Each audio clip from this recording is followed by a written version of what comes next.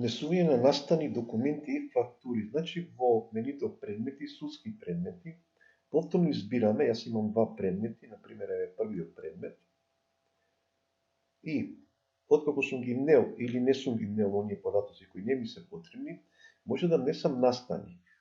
Ова алатка може да ја повикате и преку настани, но можете и директно преку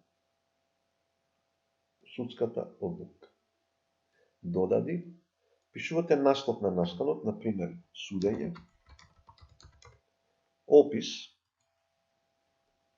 второ рочиште, например, датумот го внесувате, еве, не знам,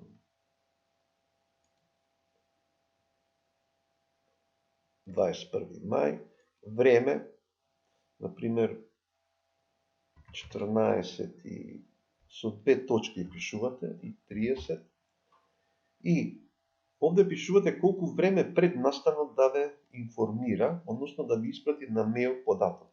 Например, еве 30 минути, можете 50 да напишете претходно.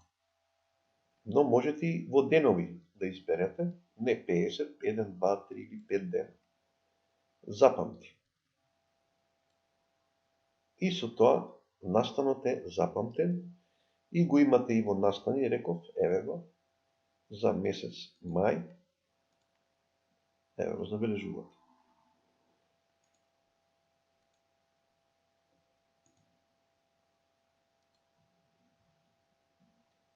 Документи. Листа на документи кои се поврзани со овој случај. Значи со бројот на предмет 25 од 2024. Кликнувате додади, го бирате фајлот, може да биде Word, PDF, слика, например со овој договор ќе го додадам. Опис, договор и кликнувате запамти.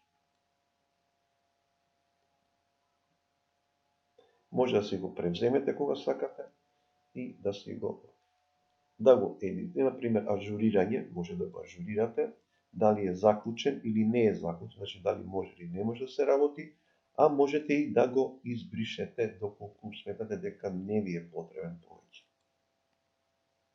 И фактури, значи се однесува за овој предмет, кликнувате додади фактура, ја го пишува бројот на фактурата, клиентот, значи внесени се веќе сите, вие треба да ги внесете описот и вредноста.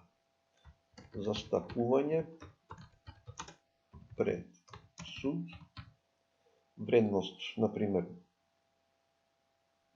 3000 денари, доколку имате уште некоја стапка, додади стапка, например, судски трошоци,